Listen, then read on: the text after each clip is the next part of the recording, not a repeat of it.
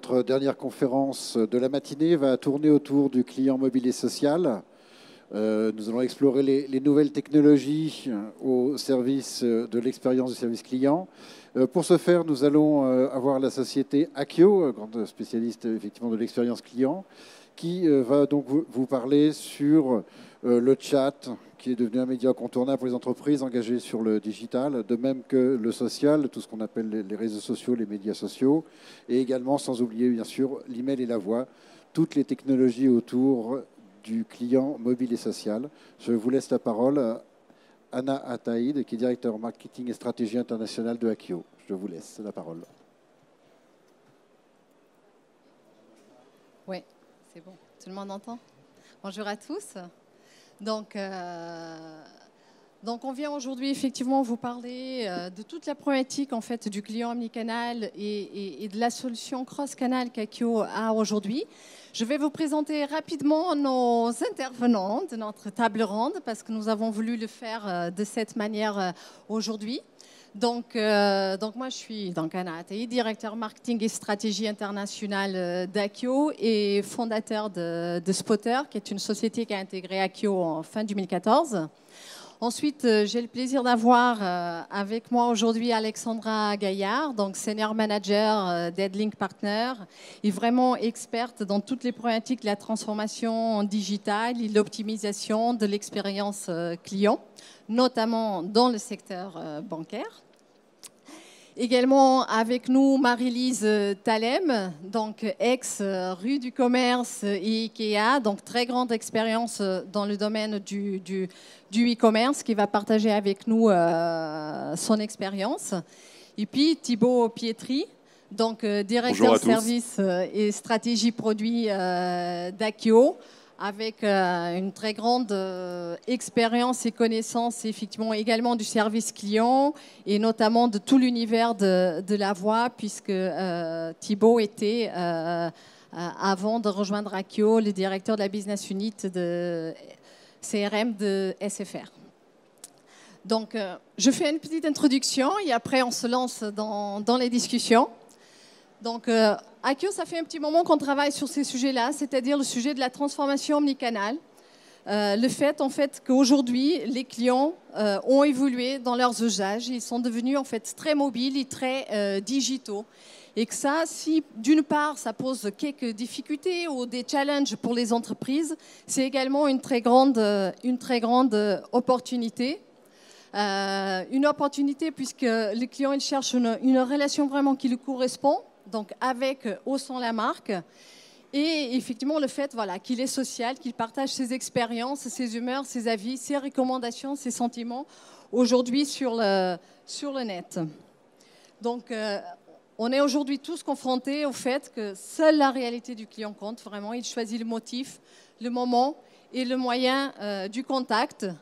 Et ça nous amène à quelque chose de particulier qu'on doit tous prendre en compte aujourd'hui. C'est que d'une part, on se retrouve avec tous les canaux traditionnels qui restent extrêmement présents. Donc, et notamment, il y a quelques années, on disait que les réseaux sociaux viendraient certainement en fait, remplacer le canal, par exemple, voix ou email. Ça n'est pas arrivé. Donc, le téléphone, le mail, le site web, même le courrier restent des canaux qui sont très, très présents. Et par contre, voilà, on a l'émergence, notamment avec la génération Y, vraiment des nouveaux canaux qui sont les canaux sociaux et les canaux mobiles. Et donc, les entreprises aujourd'hui se retrouvent avec la difficulté, d'une part, de devoir continuer à gérer et à être très présent et très efficace et dans une qualité de service dans tous ces canaux traditionnels. Et en même temps, on est capable voilà, de prendre la main sur tous ces nouveaux canaux où on suit. Par ailleurs, il faut qu'elles soient dans une posture un peu différente, puisqu'ils ont une clientèle un peu différente qui s'attend à une relation peut-être un peu plus rapide, un peu plus émotive, un peu plus empathique. Donc là, c'est très intéressant quand on voit ces chiffres, notamment sur la popularité des canaux par profil d'âge. On voit bien que voilà, l'Internet et le chat et les réseaux sociaux sont les canaux vraiment les plus populaires auprès de la génération Y. Alors que la génération des baby boomers, hein, ils adoraient le téléphone. En fait, c'est pas qu'ils adoraient, c'était le canal qui leur a été proposé. Hein, c'était comme ça que la communication se faisait. Ensuite, voilà, la génération X, elle se retrouve effectivement déjà sur l'email, sur les SMS, et avec un petit peu les apps mobiles. Et puis, on a vraiment cette jeunesse qui arrive et qui nous bouscule beaucoup. Bon, bien évidemment, ce n'est pas pareil sur tous les secteurs d'activité, mais ça vient petit à petit pour tout le monde.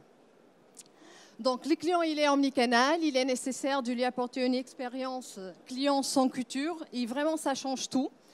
Et c'est à quoi Akio s'est efforcé et travaille pour pouvoir aider en fait les entreprises à y répondre. Donc Thibaut, est-ce que tu pourrais nous expliquer un petit peu comment précisément est-ce qu'Akio répond à ces défis? Oui, tout d'abord je voudrais insister là sur un point que tu indiquais qui me semble fondamental, c'est que c'est le consommateur qui finalement a inventé le cross-canal. Le cross-canal, ce n'est pas quelque chose qui est à la main des entreprises, c'est le consommateur, parce qu'il a une arme finalement de communication massive qui est le smartphone, qui a inventé cette nouvelle façon de communiquer et qui veut que les marques avec lesquelles il communique, les entreprises avec lesquelles il communique, soient capables de lui répondre sur l'ensemble des canaux. Donc encore une fois, la transformation cross-canal, c'est une transformation qui est imposée aux entreprises par le consommateur. Le deuxième point qui est important, c'est que même si on a plusieurs canaux, si on a de plus en plus de canaux de communication, pour le consommateur, il n'y a qu'une seule expérience client. Et ces deux points sont des convictions fortes qui animent Akio depuis des années et sur lesquelles nous avons construit notre solution, notre plateforme qui s'appelle Akio Unified. Donc Akio Unified, qu'est-ce que c'est ? Tout simplement, c'est une plateforme de relations clients front office qui permet aux centres de contact, qui permet aux entreprises d'accueillir leurs consommateurs clients sur l'ensemble des canaux qui sont mis à leur disposition et au-delà de l'accueil, qui est capable de traiter ces interactions au sein d'une communication unique et avec un enjeu d'expérience client unique. Donc si je rentre un peu plus dans le détail, qu'est-ce que ça signifie ? Ça signifie qu'en tant que consommateur, je vais pouvoir communiquer avec mon service client, par exemple sur un média social, au travers d'une remarque que je vais faire sur Facebook ou sur Twitter. Cette communication, cette interaction va arriver sur un conseiller, va être distribuée sur un conseiller par Akio Unified, et ce conseiller va pouvoir rebondir sur cette demande, soit sur le même canal, en répondant aux consommateurs sur ce même canal, mais aussi sur des canaux différents. Et on voit qu'il y a des cas d'usage très précis qui peuvent s'appliquer dans cette approche-là et permettre à l'entreprise finalement de choisir le canal qui est le mieux approprié en fonction de l'urgence et de la gravité de l'interaction qui leur est proposée. On prend un cas pratique. Un consommateur va émettre une insatisfaction forte sur Facebook ou sur Twitter. L'entreprise, au travers d'Akio Unified, va recevoir cette demande finalement, cette demande d'aide, et va pouvoir choisir d'y répondre soit immédiatement sur le média social, soit, ce qui peut être beaucoup plus judicieux, d'appeler ce consommateur, de finalement déminer la situation avec lui, et ensuite de rebondir sur le média social pour donner une réponse plus publique. Donc voilà, c'est ce type de traitement que permet Akio Unified, ce type de traitement finalement cross-canal et multicanal, avec la possibilité de rebondir. Et comme tous les outils de centre de contact et les outils de relation client, ce qu'apporte aussi Akio Unified dans son approche cross-canal, c'est cette capacité à offrir des outils de pilotage et d'analyse sur l'ensemble des canaux, sur l'ensemble finalement des conversations clients. Donc ça permet à la fois de mesurer l'efficacité et la productivité des conseillers sur l'ensemble des canaux, mais également de mesurer la qualité de la satisfaction client et de prendre des engagements de qualité de satisfaction client sur l'ensemble de ces canaux. Très rapidement, Thibaut, juste explique-nous notamment le fait que est-ce qu'on peut avec Unified et le cross-canal, cette solution-là, et également gérer un service client. Finalement, il se retrouve avec des équipes à différents endroits, tu vois, avec différents niveaux de compétences. Est-ce que c'est quelque chose qu'on sait gérer? Oui, oui, c'est une bonne remarque. C'est vrai que de plus en plus, les entreprises doivent être customer-centric. Qu'est-ce que ça signifie? Ça signifie que le produit ne suffit plus et qu'elles doivent, se focaliser, se concentrer davantage donc, sur leur relation client. Et c'est vrai que Acqueo Unified permet à tous les membres de l'entreprise qui sont équipés de cette solution d'intervenir dans la relation client. Donc aussi bien le front office en niveau 1, mais également le niveau 2, également des experts qui vont apporter une réponse beaucoup plus pointue à une problématique client. Merci Thibaut. Bon, le problème, ou la question en tout cas qu'on a vue ces dernières années chez Acqueo, et notamment quand on vient avec une solution cross-canal, et finalement avec n'importe quelle solution, c'est qu'en fait les outils ne sont pas le but, ne sont pas la fin, ils sont un moyen. Et on voit bien qu'ils ne sont pas une réponse suffisante à la transformation omnicanale. On a des vraies problématiques en fait, qui sont rattachées au changement de l'entreprise, à l'évolution des compétences des équipes, au pilotage du service client.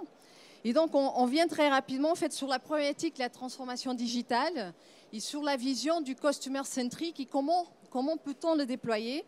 Donc, Alexandra, tu en as pas mal fait dans ce domaine-là. Donc, est-ce que tu peux nous en dire un peu? Comment est-ce qu'on l'approche? Par quel bout on le prend? Oui.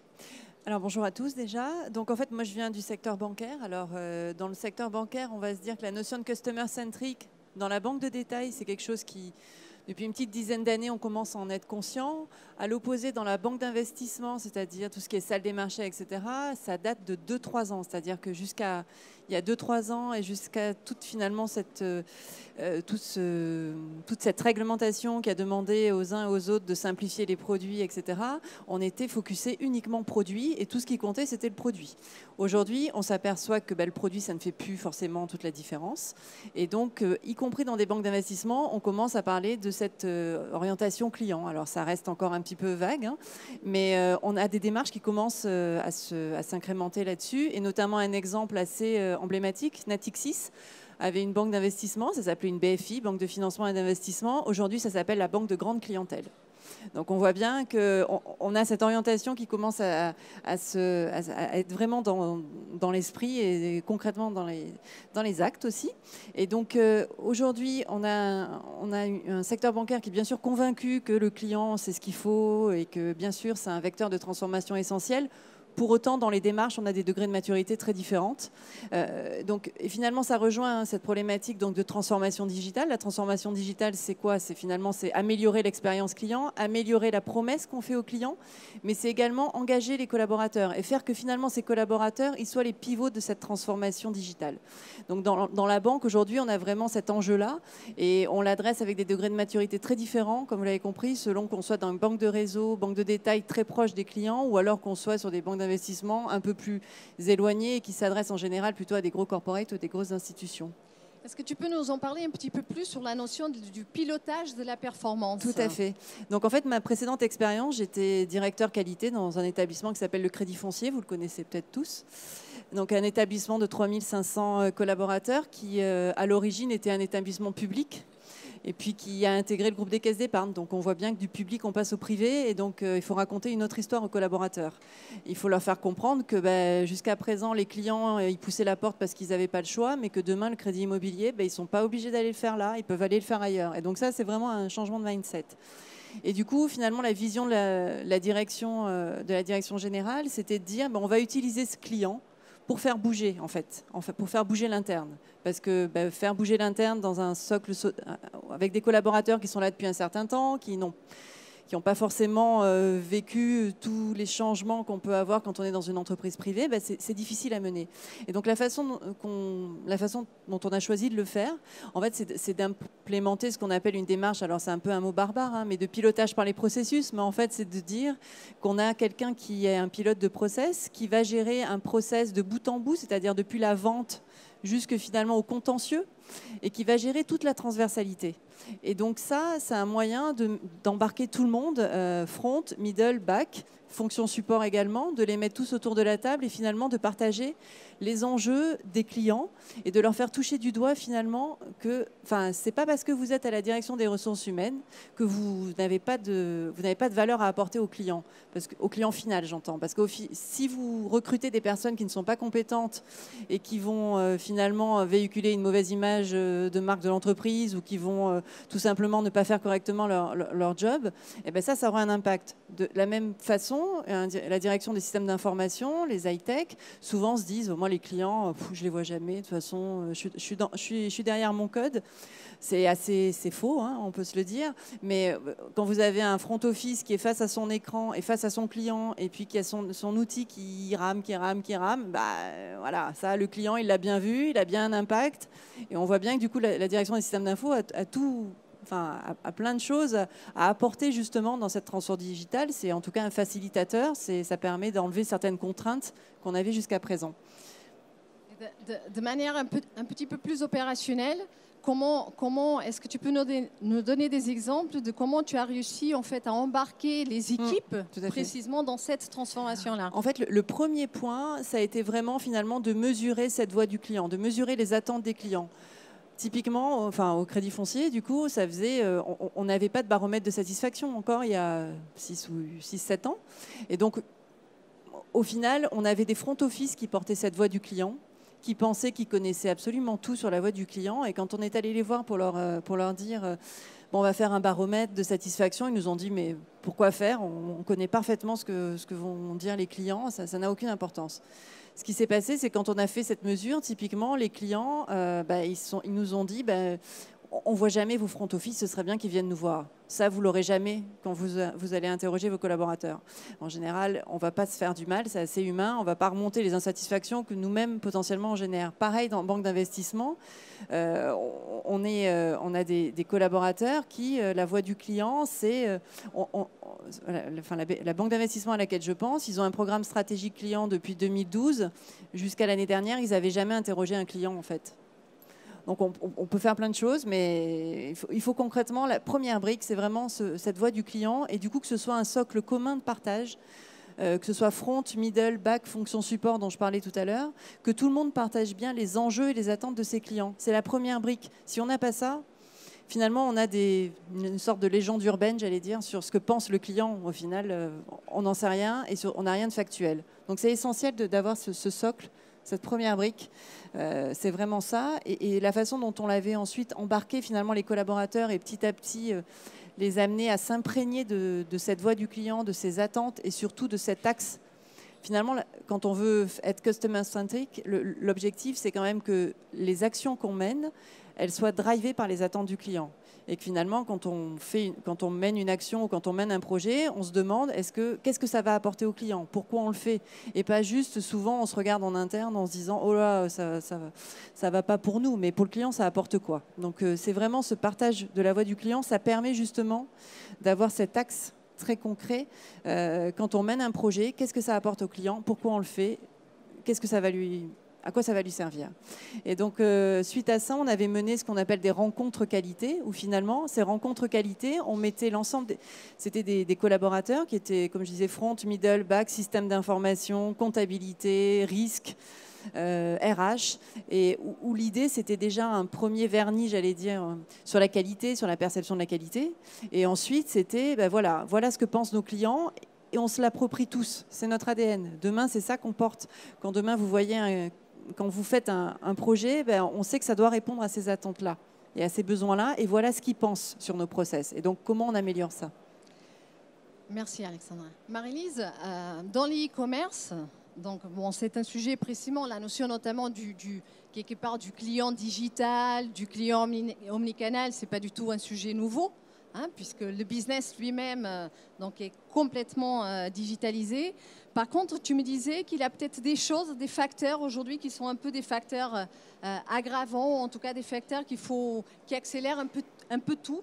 Donc, est-ce que tu pourrais nous en parler un peu? Bonjour à tous. Donc en fait, moi, mon expérience, elle date de 1997. J'ai commencé dans les VPC traditionnels. J'ai intégré Rue du Commerce en 2000. J'y suis restée pendant 10 ans, donc 10 grandes années où là, il y a vraiment eu l'émergence des e-commerçants.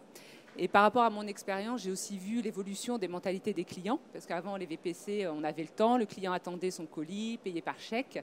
J'intègre Rue du Commerce et là, en 2000, tout doit aller très très vite. C'est-à-dire que le client, il a un clic de la concurrence. Le client, à peine il a commandé, il veut déjà avoir son colis chez lui. Donc voilà, donc il a fallu qu'on s'adapte à toutes ces mentalités. Donc on s'adapte en interne par rapport au process à mettre en place. Les outils aussi doivent s'adapter à nous. C'est-à-dire qu'on est vraiment force de proposition pour tout ce qui est développeur. Donc j'ai eu la chance de travailler énormément avec les développeurs pour pouvoir justement créer des outils capables d'absorber également le volume. Parce qu'on se rend compte que le volume qu'on emmagasine, voilà, souvent je prenais l'exemple, on imaginait le nombre de clients qu'on pouvait avoir sur notre site internet si on les avait en magasin. Passer en caisse, prendre les produits dans les rayons. Enfin, voilà, c'était vraiment un grand boom en ce qui concerne les mentalités et en ce qui concerne les compétences, l'accompagnement des collaborateurs. Donc, ce que j'ai pu constater également, c'est qu'au fur et à mesure des années, d'évolution des années, on s'est rendu compte que le client parlait. Alors ça aussi, le client a commencé à pouvoir dire qu'il n'était pas content.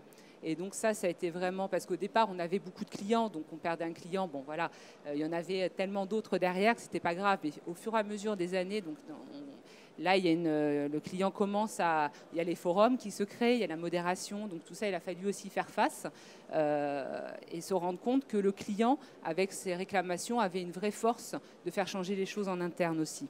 Et donc, c'est comme ça qu'on a commencé à vraiment écouter et être, la relation client, le service que je représentais, être vraiment force de cette parole, en fait.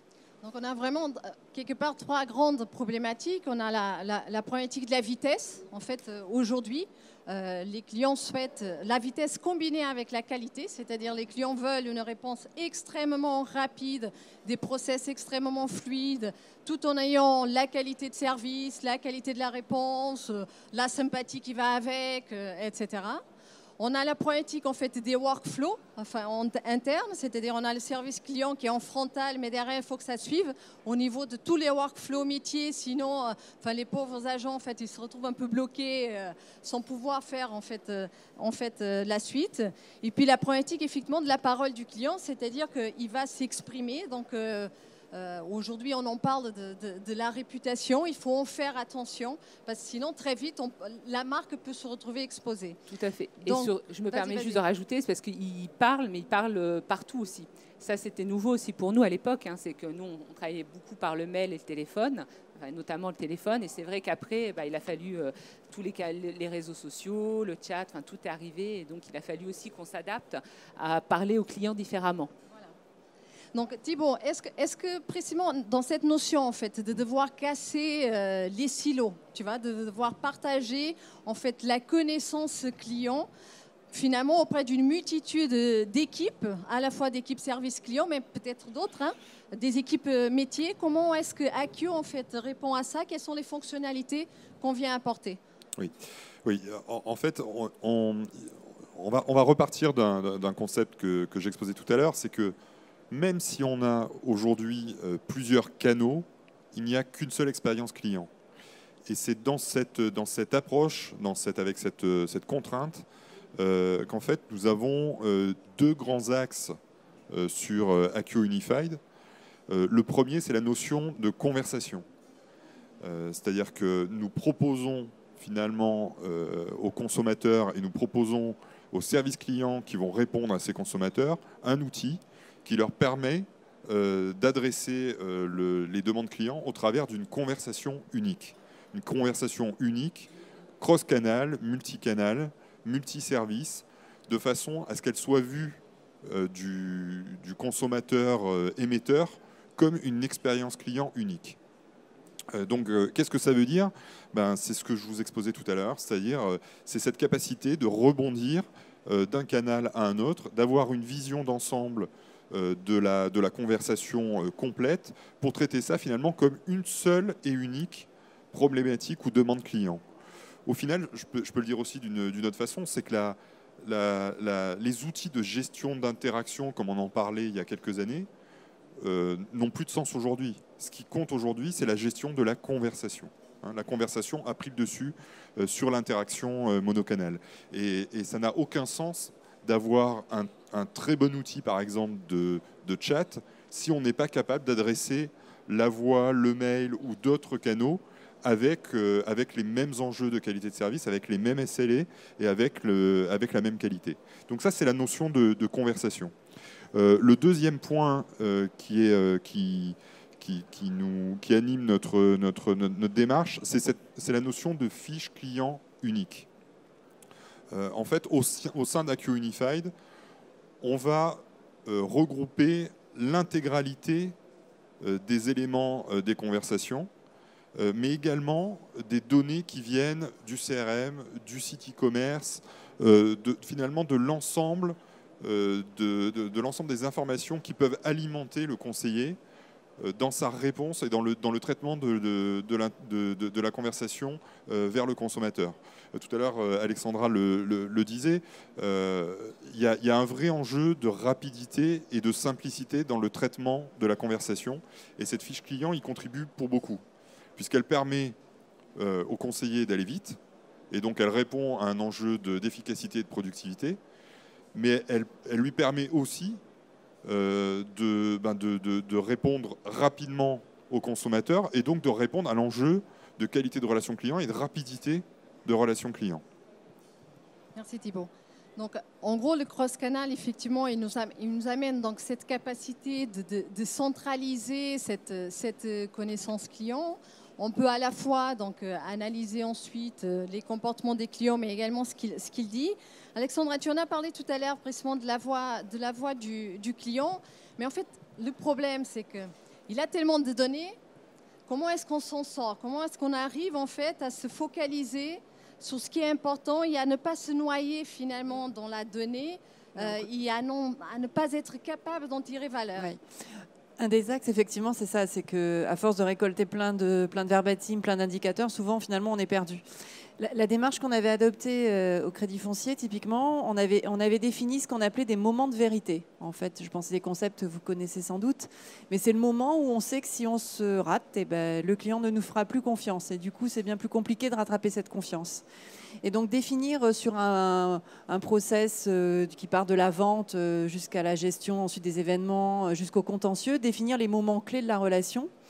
Et l'idée, c'était d'utiliser finalement ces moments de vérité pour prioriser nos plans d'action. Et donc, ça permet effectivement de pas... Enfin, souvent, notre sujet à tous, c'est qu'on a beaucoup de projets, beaucoup d'actions, qu'on a beaucoup de choses que nous remonte le client. Et quand on est face à ça, comment on fait? Et donc, effectivement, ces moments de vérité, on avait 5 moments de vérité sur un process de financement d'un crédit immobilier, par exemple, 5 moments de vérité.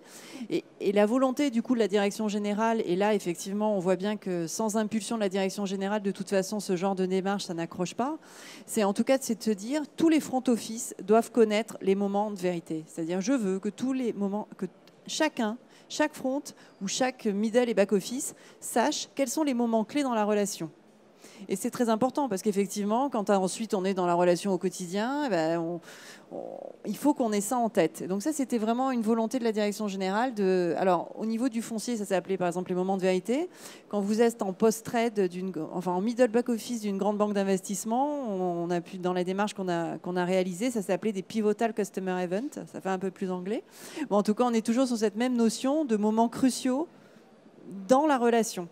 Et qui permettent de prioriser, qui permettent du coup aussi de monter des indicateurs un peu plus précis par rapport à ces attentes du client et effectivement de travailler sur les process. Et ça, partager avec les collaborateurs qui finalement, c'est quand même eux, in fine, qui portent l'engagement vers les clients. C'est eux qui font que demain, notre collaborateur, le client va être content parce qu'on lui a bien répondu, etc. C'est quand même essentiel qu'ils connaissent ces moments-là.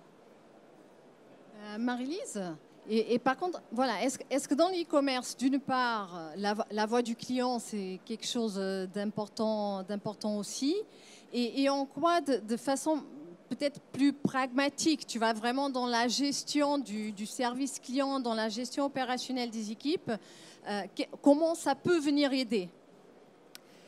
Les outils, en fait, sont primordiaux pour remonter cette voix du client parce qu'en fait, au quotidien, quand on gère les équipes, donc que ce soit chez mon expérience rue du commerce ou chez Ikea, on est tout le temps confronté, moi je suis quelqu'un de terrain, on est confronté aux clients, à ces réclamations, on les écoute, on les entend.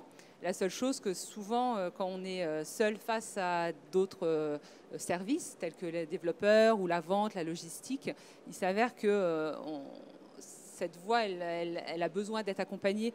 Et donc, on a besoin d'outils tels que des chiffres pour vraiment aider sur la performance, pour remonter qualitativement, mais aussi quantitativement cette écoute qu'on apporte aux clients. Oui, mais il y avait quelque chose que tu m'avais dit que je trouve que c'était très intéressant parce que, en fait, on a la double approche dans la voix du client. On a à la fois le fait qu'effectivement, ça peut être partagé, remonter au niveau des équipes pour avoir une vision globale du client, mais aussi la notion de la factualisation et de l'objectivisation pour te permettre de faire remonter au niveau plus haut. Oui, ben oui, parce qu'en fait, les chiffres parlent et on ne met pas d'affect dans les chiffres. C'est-à-dire que souvent, moi, ce qui m'arrivait au quotidien, c'était « Ah oui, mais toi, ton client, tu l'écoutes trop ». Non, à un moment, quand on a des chiffres, là, les chiffres ne sont pas discutables. Donc, ça nous donne aussi un poids pour porter la voix du client beaucoup plus loin, beaucoup plus fortement aussi. Voilà, donc à la fois, il a un intérêt sur le plan stratégique et dans la compréhension un peu de tout ce qu'il attend, mais également, en fait, dans l'aide à la décision, quelque part en interne. Tout à fait, okay. Oui.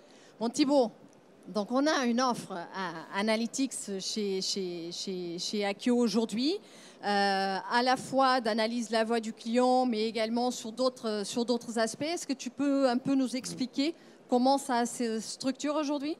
Oui, je vais rebondir sur ce que disait Marie-Lise. C'est vrai qu'il y a une autre façon de le dire, c'est que finalement, sans mesure, tout n'est qu'opinion. Vous connaissez tous cette phrase-là. Les Américains le disent un peu autrement. Ils vont dire que en Dieu nous croyons, pour tout le reste on a besoin de données. Et c'est vrai que l'analytique est fondamentale dans nos métiers, fondamentale pour justement enlever l'affectif et être capable de prendre des décisions rationnelles. Donc au sein d'Akio Unified, c'est vrai qu'on a donc une offre d'analytique qui va permettre à la fois d'analyser et de mesurer l'activité et la performance des conseillers. Donc là, c'est plutôt la partie people management. Il y a un deuxième axe qui va être plutôt porté sur l'analyse de la vie du client et du comportement du client. Et comme on le fait pour la distribution des conversations ou la fiche client que j'évoquais tout à l'heure, cette analytics est évidemment cross-canal et multicanal. On va donc offrir au centre de contact le moyen d'analyser un comportement client sur l'ensemble des canaux et de la même façon offrir au centre de contact le moyen de mesurer la performance et l'efficacité des conseillers sur l'ensemble des canaux. Donc ça, c'est quelque chose qui est fondamental pour le pilotage opérationnel. Mais on a également ajouté un nouvel axe et finalement un nouveau métier dans l'analytics, c'est l'analyse du contenu de ce que disent les clients. Et là, ça prend tout de suite une autre dimension. On le voit, on est capable aujourd'hui de traiter de nombreux médias, de nombreux canaux écrits. Et on dispose aujourd'hui, au travers de l'axe voix du client d'Akio Unified, de cette capacité de ressortir de tout ce que disent des clients des verbatims, des tendances et des tonalités.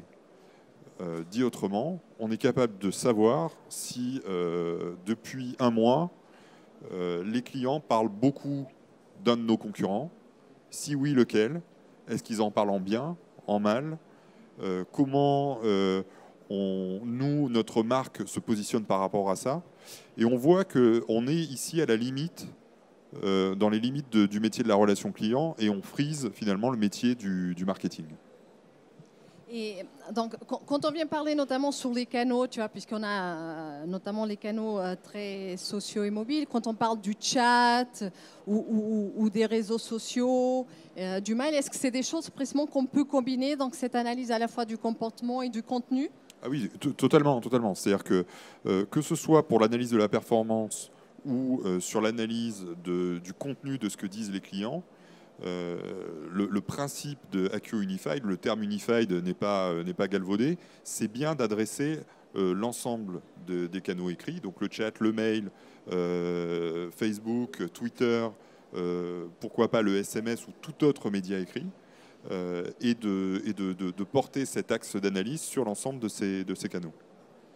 Est-ce que tu peux nous parler un petit peu plus du chat, puisqu'on voit bien avec l'expérience en fait de nos clients, hein, que c'est pas forcément un média en fait qui est applicable partout. En gros, il s'applique plus ou moins selon le secteur d'activité, selon la typologie des sujets qu'on cherche à adresser. Donc, est-ce que tu peux nous en parler un petit peu plus? Oui, alors le chat, c'est un média qui est intéressant. Déjà parce que dans le mode de fonctionnement, un conseiller va traiter plusieurs conversations de chat en même temps. Donc c'est un peu particulier. En ça, c'est très différent de la voix, de la voix particulièrement. Et le chat a cette caractéristique de traitement de plusieurs clients à la fois, et du coup permet d'avoir des gains de productivité qui sont conséquents. Maintenant, ça va dépendre énormément de la typologie des demandes qui vont être traitées sur ce média chat. On a des expériences de clients qui ont eu des gains de productivité très forts sur le canal chat par rapport au canal voix, sur des typologies de demandes assez simples. Et à l'inverse, d'autres clients qui, au travers du chat, finalement, ont une productivité qui est quasi similaire à ce que l'on peut voir sur le mail ou sur la voix. Donc ça dépend vraiment, ça doit être contextualisé à l'entreprise et à la typologie surtout de demande qui est adressée. Alexandra, quand on vient parler précisément, enfin, j'élargis un peu et je pars un petit peu plus sur les réseaux sociaux. Oui. Dont notamment, encore une fois, il y a quelques années, on s'attendait, tu vas avoir un boom en fait énorme de ces canaux-là. Finalement, c'est pas vraiment le cas. Les chiffres le montrent, même si les jeunes, ça fait partie des canaux qu'ils utilisent avec les apps mobiles, avec les mobiles, etc. Donc, comment est-ce que tu perçois ces canaux aujourd'hui dans la relation client? Est-ce qu'il faut quand même les traiter, les prendre en considération? Comment est-ce qu'on peut les intégrer dans le process? Alors c'est vrai que, typiquement au Crédit Foncier, j'avais créé un service écoute client, ça voulait tout dire, et de service de relation client. Et effectivement, on avait cette difficulté, j'allais dire, à capter ce qui pouvait se dire un peu plus, sur Facebook, sur les différents réseaux sociaux. Mon impression en tout cas, c'est de dire que les clients vont effectivement sur Facebook, ils vont ou sur je ne sais quel réseau social pour exprimer une insatisfaction. Et donc là, c'est important de la capter. Après, il y a tous les échanges qu'ils ont entre eux, tous les échanges qu'ils peuvent avoir avec leurs relations, leur réseau. Et ça, c'est très important aussi. Je vois notamment, la recommandation, clairement, est un des vecteurs très importants. Enfin, un client satisfait, il en parle, voilà. Et donc, cette partie-là de captation, finalement, de ce qui se dit dans les réseaux sociaux des clients, ça, pour nous, en tout cas dans la banque, c'est pas très exploité aujourd'hui. Et c'est plus, on est plus sur du bad buzz ou sur la notoriété sur ces aspects-là. Après, on est moins sur la captation d'informations finalement pour améliorer nos process, puisque ça, on le capte au travers des surveys qui soient, des baromètres qui soient à froid ou à chaud, c'est-à-dire instantanément après une interaction avec un client, on va lui demander vous êtes content, vous n'êtes pas content, et on va réagir par rapport à ça. Donc ça, c'est un point. Après, sur tout ce qui est vraiment, les échanges autour des communautés de gens et comment ils vont parler de nos établissements bancaires, etc. C'est pas encore forcément quelque chose qu'on a, ou au moins c'est encore très confidentiel, je pense, entre guillemets, au niveau des directions de la communication, des directions des marketing. Enfin, c'est plus de la notoriété finalement que plus process et comment on s'en sert pour améliorer ce qu'on fait au quotidien.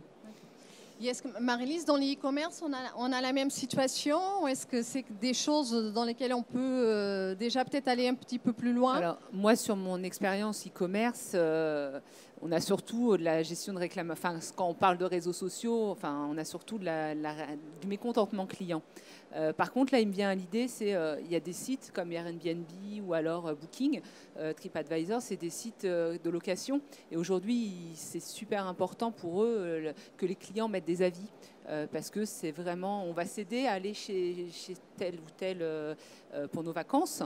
Donc c'est vrai qu'on se rend compte que ça a un pouvoir négatif, mais aussi positif, c'est-à-dire que ça peut aussi booster, ces avis peuvent aussi booster une réservation ou un hôtel. Donc, et est-ce que ces informations sont intéressantes à ramener sur d'autres équipes, notamment à la vente, la logistique? Est-ce que c'est des informations qui peuvent venir aider? Oui, complètement. Nous, enfin, chez mon expérience chez Ikea, justement, on servait beaucoup des verbatim, des UT. Quand vous êtes en magasin et que vous mettez votre avis, c'est sûr qu'on les exploite énormément pour après aller travailler avec la vente sur les temps d'attente, sur comment le collaborateur s'est comporté avec le client. Donc ça, ces données, oui, sont essentielles pour travailler avec la vente, avec la logistique aussi, hein, sur les erreurs de préparation, dans l'e-commerce notamment, hein, comme on est à distance. C'est la remontée des clients, les erreurs, on les quantifie. Et là, bien sûr, on va travailler avec nos collègues qui sont face à la logistique notamment. Tout à fait. Un point sur ces sujets-là, une des études qu'on avait faites, c'est d'étudier le parcours des prospects. C'est-à-dire voir pourquoi finalement, qu'est-ce qui faisait que les prospects allaient venir jusqu'au bout aller poursuivre la vente jusqu'à la contractualisation d'un crédit immobilier, typiquement au crédit foncier. Et un des points, en fait, dont on s'était aperçu et qui n'était pas forcément dont on était conscient, c'est qu'en fait les prospects, quand ils poussaient la porte et quand après, en fait, dans 30% des cas, ils venaient parce qu'ils en avaient parlé dans leur réseau. Et donc ça, les réseaux sociaux étaient très importants dans le fait qu'un prospect allait venir pousser la porte de telle ou telle agence. Et que la première chose qu'ils faisaient quand ils sortaient finalement ensuite de l'agence où ils avaient un premier entretien de découverte, c'était encore d'aller partager avec l'ensemble, leurs parents notamment, typiquement pour les jeunes, les générations, les 25-35, aller demander à leurs parents, aller s'enquérir auprès de leur réseau. Et donc ça, c'était vraiment 30 à 40%. En tout cas, des personnes, d'autres allaient voir les comparateurs, peut-être de taux, etc. C'était peut-être des CSP un petit peu plus, différentes. Et donc voilà, donc les réseaux sociaux avaient quand même vraiment sur l'aspect prospect, pas en tant que client, mais en tant que prospect, était quand même très important. Merci. Thibaut, et précisément, que ce soit les réseaux sociaux, mais après dans son ensemble, parce que je pense que l'effort qu'on fait aujourd'hui, c'est de les intégrer, mais précisément dans une démarche du cross-canal. En fait, ce sont des canaux complémentaires. Donc, est-ce que tu peux nous en parler un peu plus? Oui, déjà, les réseaux sociaux amènent une obligation de rapidité. Du fait de leur caractère public et viral, ils imposent aux entreprises de traiter finalement la demande ou la problématique très rapidement. Et aujourd'hui, il est très rare que les entreprises soient capables de faire ça, tout simplement parce qu'il y a une séparation encore assez forte entre les équipes plutôt communication marque qui vont faire de l'analyse de ce qui se dit sur les réseaux sociaux et les équipes de relations clients qui, elles, sont capables d'engager avec des SLA, c'est-à-dire avec un objectif de rapidité et de qualité. Aujourd'hui, il y a vraiment une frontière nette entre les deux. Et nous, c'est ce que nous essayons de combler au travers d'Acqueo Unified avec la couche Spotter Pulse, puisque nous sommes capables de détecter en temps réel on va dire un bad buzz ou un risque sur un réseau social et immédiatement de le transformer en finalement une demande d'acte d'engagement vers la personne qui a émis ce bad buzz. Pour illustrer ça de façon très simple, en tant que marque, si demain j'ai un acteur célèbre qui, parce qu'il est énervé, parce que je l'ai mal servi, tweet un tweet négatif à propos de ma marque, je dois réagir immédiatement. je dois réagir immédiatement en l'appelant pour l'inciter finalement à tout de suite retweeter quelque chose qui soit beaucoup plus positif. Moi-même, en réagissant sur son tweet pour calmer le jeu, parce que le risque que j'ai, c'est qu'en quelques heures, cette remarque bien négative soit tweetée, retweetée, re-retweetée des centaines, voire des milliers, voire des centaines de milliers de fois. Donc il y a vraiment cet enjeu de rapidité qui fait qu'aujourd'hui, cette dimension analyse de ce qui se dit sur les réseaux sociaux et capacité d'engagement avec les SLA, avec le niveau de qualité qu'est capable de faire un centre de contact et un centre de relations clients, ces deux mondes doivent être liés et c'est aujourd'hui notre conviction au sein d'Akio et c'est là-dessus que sont construits nos outils. Non, on n'est pas très loin de la fin. Je voudrais juste poser la question à la fois à Marie-Lise et puis à Alexandra. Donc, si on avait à déployer en fait un Akio Unified dans un service client où finalement on amène en fait, une seule application avec l'ensemble des canaux totalement centralisés, pouvant être accessibles auprès de N équipes qui sont à N endroits. Bon, ça a l'air super, hein, quand je le vends comme ça a l'air super. Mais quels sont les points en fait clés sur lesquels on doit travailler pour nous assurer finalement qu'on va vraiment apporter de la valeur avec ce type d'outils? Alors, moi, par rapport à mon... voilà, donc c'est... la difficulté aujourd'hui, c'est que les collaborateurs, lorsqu'ils répondent aux clients, on a toujours plusieurs réponses possibles en fonction de la personne qu'on a en face de soi. Et c'est vrai que de toutes mes expériences, ça a été vraiment essayer d'avoir toujours la même réponse. Et cette réponse, donc qu'on soit chez Ikea au CRC, qui n'est pas du tout dans les magasins, donc on a une vingtaine de magasins, donc c'est vrai que chacun ait la même parole en fonction du produit, en fonction de la réclamation, qu'on puisse rassurer le client, qu'on soit en service retrait de marchandises, qu'on soit à la vente, qu'on soit au service après-vente. Ça, c'est important. Et ça, malheureusement, seul l'outil peut le faire. C'est-à-dire que voilà, quand on travaille avec énormément de collaborateurs, on est obligé à un moment d'avoir un outil entre les mains. Et cet outil, plus il est centralisé et plus l'information sera fiable. Ça, c'est évident. C'est évident. Et un des points aussi, c'est vis-à-vis du client. C'est-à-dire qu'aujourd'hui, le client, il attend qu'il appelle, qu'il envoie par mail. Il veut que la personne qui lui réponde, elle soit au courant de toutes ces interactions qu'il a eues avec l'entreprise. Et ça, clairement, il n'y a qu'un outil qui peut le faire. La fiche client. Enfin, je vois, quand on a monté le service écoute client, ce que je vous disais hier, si j'avais connu Akio Unified, je me serais moins ennuyée à faire une base access où c'était un peu compliqué, justement, de gérer ces aspects-là. Parce que, voilà, le client, il appelle, sauf qu'il appelle un service, puis comme le service n'a pas répondu, il va envoyer un mail à une autre personne qui elle-même n'étant répond pas, il va passer par un autre canal. Et la personne, au final, qui va décrocher le téléphone, elle va, entre guillemets, prendre, pour être un peu trivial, pour l'ensemble des autres personnes qui n'ont pas répondu. Et donc vraiment, un outil qui permet par client, et du coup, on repart bien du client, en partant du client, en mettant toutes les interactions qu'il a eues avec nous, c'est vraiment essentiel. Essentiel dans un service de relation client, et fortiori, un outil comme ça, c'est crucial, je pense, pour le client, sa satisfaction. Merci. Alors, je vais conclure très, très rapidement, puisque je pense qu'il me reste 3 minutes. Donc, le premier point important, en tout cas, un peu le message d'Akio, et ce sur quoi on travaille depuis plusieurs mois et qu'on cherche à faire passer, c'est le fait, en fait, que ce client est omnicanal, il est là. Qu'on le veuille ou pas, il est là, il a ses usages, il se comporte, l'entreprise, il faut qu'on puisse y répondre. Voilà. C'est passage obligé, même si chacun prendra un chemin spécifique par rapport à son activité, par rapport à son historique, par rapport aux compétences de ses équipes, par rapport à sa stratégie de développement. Le cross-canal d'Akio est clairement une réponse qui permet en fait de venir aider les entreprises dans cette nouvelle ère. C'est une réponse en plus qui s'est construite avec les clients eux-mêmes, donc ce n'est pas un outil un peu qu'on a, on va dire, pensé par des ingénieurs informatiques enfermés dans une cave. Mais en fait, elle est pas suffisante. Et nous, notamment chez Akio, on s'en est bien rendu compte ces 2 dernières années. On a une 50aine de clients aujourd'hui directs et indirects sur Unified.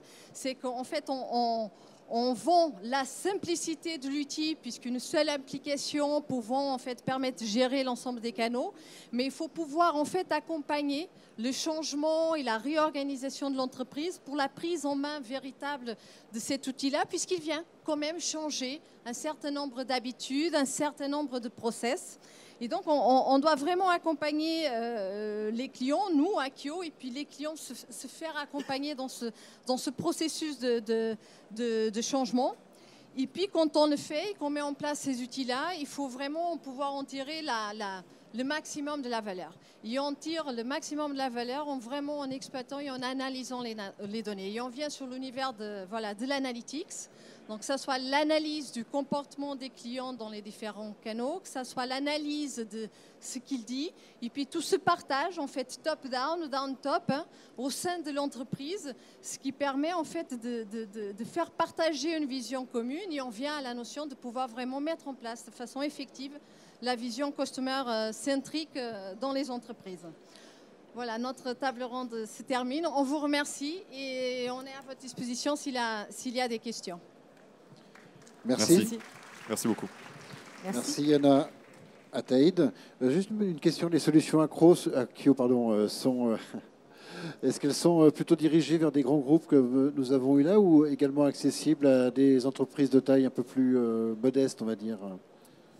Alors, les solutions Akio s'adressent à des centres de contact de 20 à 500 positions environ. Donc la question n'est pas tant finalement la taille de l'entreprise, mais c'est plutôt la dimension du centre de relations clients finalement qui va nous permettre de nous positionner. Ces chiffres-là, c'est plutôt des chiffres de principe qui montrent qu'on est particulièrement pertinent sur cette zone-là du fait de la simplicité de notre outil et de sa richesse. Puisque à l'extrémité, on va retrouver soit des outils pour des très petites entreprises qui sont extrêmement simples mais assez pauvres, soit des outils extrêmement complexes à l'opposé pour de très grands centres de contact de plusieurs dizaines de milliers de positions, mais qui vont nécessiter des mises en œuvre de 9, 10, 12 mois, voire plus, alors que nous, notre cible, c'est plutôt des mises en œuvre de l'ordre de 1 mois et demi. D'accord. Voilà. D'autres questions pour Akio? Oui. Bonjour, j'avais une question par rapport à vos clients. Qui sont vos clients? Oui. Qui sont vos clients? Alors, sur Akio Unified, on a une 50aine de clients. Sur l'ensemble du parc Akio, on en a à peu près 200. On peut en citer quelques-uns. Donc, vous allez le voir, on a aussi bien des grands comptes que des entreprises de taille moyenne. On a donc des mutuelles, type Mutieg, qui est une mutuelle. On a la BNP, on a Apreva, la Poste Mobile, SFR. On travaille également avec Orange. Voilà quelques exemples. Mais je vais avoir du mal à vous faire les 200 de mémoire. J'en demandais pas tant. J'avais également une question un peu plus concrète. Donc, vous aviez donné tout à l'heure l'exemple d'un avis qui est donné sur Facebook et donc le conseiller pourra répondre sur un autre canal.